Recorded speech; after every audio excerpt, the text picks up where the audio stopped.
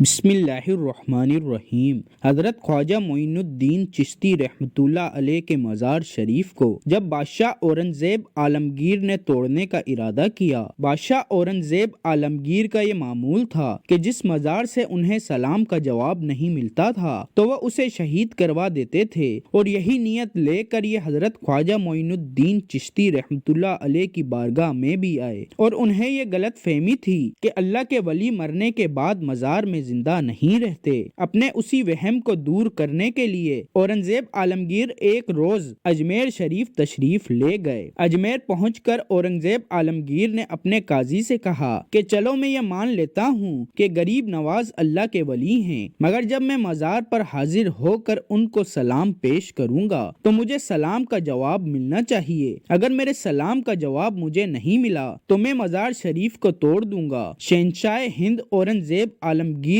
جب مزار پر پہنچے اور وہاں پر حاضری دی تو وہاں پر ایک مفلوک الحال ہوا تھا۔ وہ شخص انتظار کر رہا تھا تو بادشاہ اورنگزیب نے اس شخص سے پوچھا، اے شخص کیا معاملہ ہے؟ تم یہاں کیوں بیٹھے ہو اور تم پریشان کیوں لگ رہے ہو؟ تو اس پر شخص نے بادشاہ اورنگزیب سے فرمایا، حضرت میں آنکھ سے نابینا ہوں، یعنی میں اندھا ہوں، اور کافی عرصے سے خواجہ غریب نواز رحمۃ اللہ علیہ سے دعا کر رہا ہوں کہ میری آنکھوں کی روشنی واپس آ جائے، لیکن کوئی فائدہ نہیں ہوتا۔ میں کافی عرصے سے یہاں حاضری دیتا ہوں اور رو رو کر دعا کرتا ہوں کہ اللہ تعالیٰ اپنے اس ولی کے صدقے میں میری آنکھوں کی روشنی مجھے عطا کر دے، مگر آج تک مجھے کوئی فائدہ نہیں ہوا، یعنی میری آج تک کوئی حاضری اور دعا قبول نہیں ہوئی۔ تو بادشاہ اورنگزیب عالمگیر نے اس اندھے شخص سے کہا کہ میں مزار پر سلام پیش کرنے جا رہا ہوں، اور جب میں واپس آؤں اور تب تک تیری آنکھوں کی روشنی تجھے نہ ملی تو میں تلوار سے تیری گردن اڑا دوں گا۔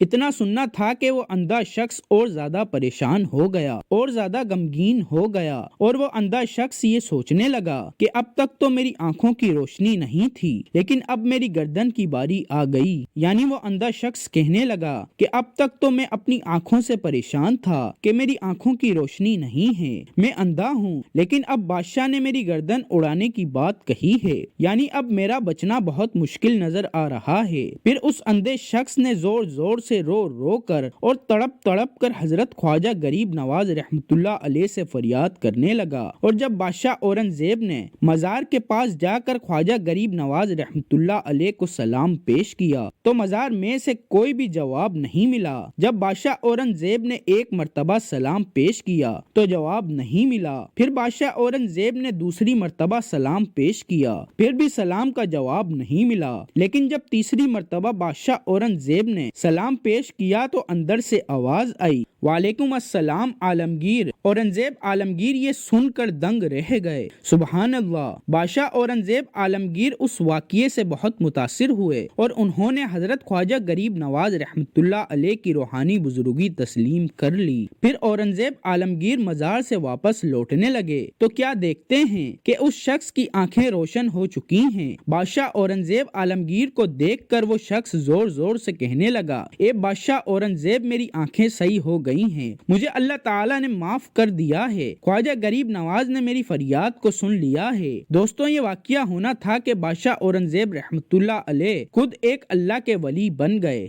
اللہ اکبر! پیارے دوستوں، جب حضرت خواجہ غریب نواز رحمۃ اللہ علیہ اجمیر پہنچے، اس وقت اجمیر میں ایک مندر تھا جو اس وقت کا سب سے بڑا مندر تھا اور صرف راجا اور رانیوں کی عبادت کے لیے مخصوص تھا۔ مندر کے ساتھ ہی ایک تالاب تھا جس کا نام انا ساگر تھا۔ ہندو لوگ اس تالاب کے پانی کو انتہائی پوتر یعنی انتہائی متبرک خیال کرتے تھے۔ ان کا عقیدہ تھا کہ جو اس تالاب میں غسل کر لے اس کے سب گناہ جھڑ جاتے ہیں۔ کہتے ہیں کہ اس مندر میں رات کے وقت اتنے چراغ جلتے تھے کہ ایک رات میں 3.5 من تیل ان چراغوں میں استعمال ہوتا تھا۔ ارد گرد کے کئی دیہات مندر کے نام تھے، یعنی ان دیہاتوں کی آمدن مندر پر خرچ ہوتی تھی۔ مندر میں ہزاروں ملازمین تھے جن کا کام آنے والوں کی رہنمائی کرنا تھا، کہ کون سا خدا بیٹے عطا کرنے والا ہے، کون سا دیوتا صحت اور تندرستی کا مالک ہے، اور کس مورتی کی پوجا سے دولت مہربان ہوتی ہے۔ حضرت خواجہ غریب نواز رحمۃ اللہ علیہ اس مندر میں تشریف لے گئے اور انا ساگر سے کچھ فاصلے پر چٹائی بچھا کر اپنے مریدوں کے ہمراہ بیٹھ گئے۔ عصر کا وقت تقریباً ہونا ہی چاہتا تھا، لہٰذا آپ رحمۃ اللہ علیہ نے حضرت قطب الدین بختیار کاکی رحمۃ اللہ علیہ سے اذان دینے کا کہا۔ کفر و شرک کے گڑھ اجمیر میں اللہ تعالیٰ کی وحدانیت اور حضرت محمد صلی اللہ علیہ وآلہ وسلم کی رسالت کا یہ پہلا اعلان تھا۔ وہ لوگ اسلام سے مکمل طور پر لا علم تھے، چنانچہ اذان کی آواز سن کر وہ حیران ہوئے اور اپنے گھروں سے نکل آئے۔ سب مسافروں نے انا ساگر کے پانی سے وضو کیا اور نماز پڑھنا شروع کیا۔ سب ہندو حیران رہ گئے کہ سب بھگوان تو اندر ہیں، تو یہ لوگ صحن میں کس بھگوان کو سجدہ کر رہے ہیں۔ جب شام ہوئی تو راجا کے اونٹ جو دن میں چرنے کے لیے گئے ہوئے تھے اپنے چرواہوں کے ساتھ واپس آنے لگے۔ اتفاق سے جہاں حضرت خواجہ غریب نواز رحمۃ اللہ علیہ اپنے ساتھیوں کے ساتھ بیٹھے تھے وہ جگہ راجا کے اونٹوں کے بیٹھنے کی جگہ تھی۔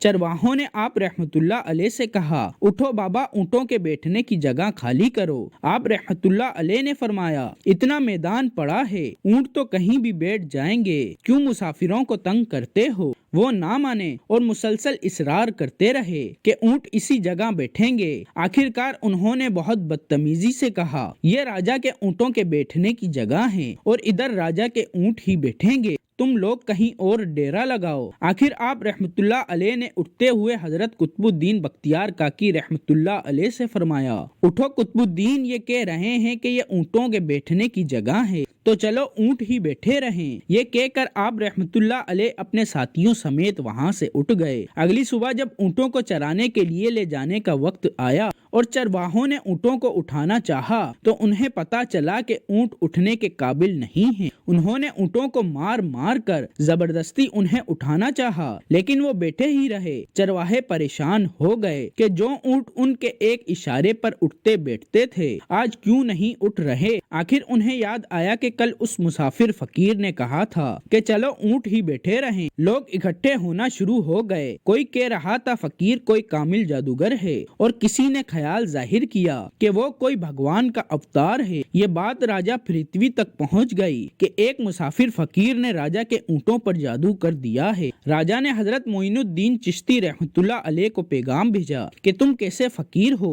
جو بے زبان کو باندھ رکھا ہے، یہ بیچارے بھوک اور پیاس سے مر جائیں گے، اس لیے مہربانی کر کے اپنا جادو واپس لے لو۔ آپ رحمۃ اللہ علیہ نے فرمایا، ہم مسلمان ہیں اور مسلمان بد دعا نہیں کرتے نہ ہی جادو، جاؤ کہو کہ جس کے حکم سے بیٹھے تھے اسی کے حکم سے اٹھ کھڑے ہوں۔ اب جو جا کر اٹھایا تو اونٹ پہلی بار میں ہی اٹھ بیٹھے۔ ہندوؤں کی دلچسپی ان مسافروں میں اور زیادہ بڑھنے لگی۔ پانچوں وقت اذان ہوتی اور نماز ادا کی جاتی۔ آخر راجا تک یہ بات پہنچ گئی کہ کچھ فقیر آئے ہیں جو مسلمان ہیں، پانچوں وقت اذان دیتے ہیں اور ہمارے پوتر تالاب میں ہاتھ منہ دھو کر برسٹ کرتے ہیں اور ہمارے دھرم کے خلاف باتیں بھی کرتے ہیں، کہتے ہیں یہ مورتیاں پوجنے کے قابل نہیں، یہ تو محض پتھر ہیں، اس لیے انہیں یہاں سے اٹھایا جائے۔ راجا نے فقیروں کو پیغام بھجوایا کہ تم لوگ مانس گوشت کھاتے ہو، ہمارے دھرم کے خلاف بولتے ہو اور تو اور ہمارے پاک تالاب کو اپنے ہاتھ ڈال کر ناپاک کرتے ہو جو ہم برداشت نہیں کر سکتے، اس لیے تم لوگ یہاں سے چلے جاؤ۔ آپ رحمۃ اللہ علیہ نے فرمایا کہ اور بھی تو اتنی دنیا آتی ہے، ہمارے پانی لینے سے کون سا کوئی کمی آ جائے گی، لیکن وہ کہنے لگے کہ وہ سب ہمارے اپنے دھرم کے لوگ ہیں اور تم دوسرے دھرم کے ہو، آئندہ تم لوگوں نے تالاب کو ناپاک کیا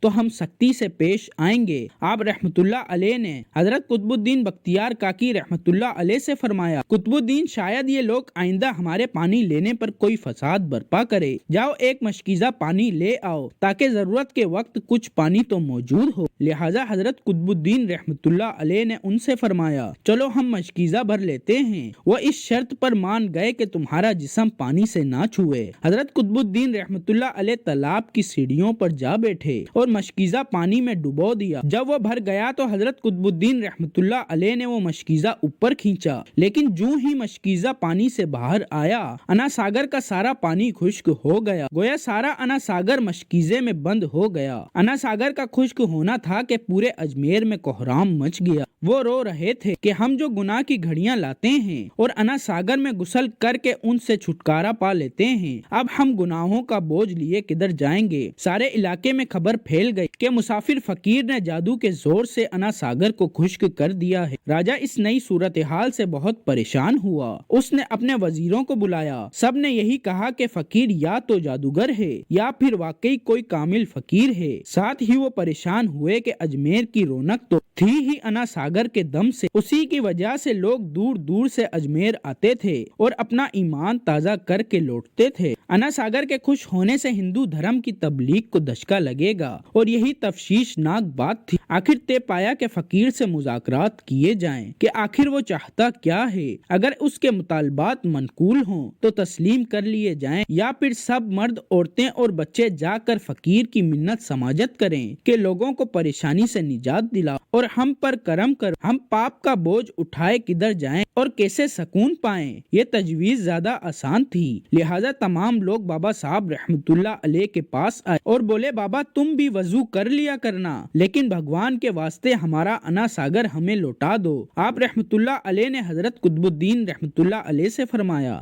جاؤ قطب الدین مشکیزہ واپس تالاب میں الٹا دو۔ جو ہی مشکیزہ تالاب میں الٹایا گیا انا ساگر کناروں تک اچھل آیا۔ اسی پانی نے کئی دلوں کو دھو ڈالا۔ ہندو قوم کی اپنی تاریخی کتابوں میں بھی ہندو مورخ اس بات کو تسلیم کرتے ہیں کہ اس شام 32,000 ہندو کلمہ پڑھ کر مسلمان ہو گئے۔ سبحان اللہ۔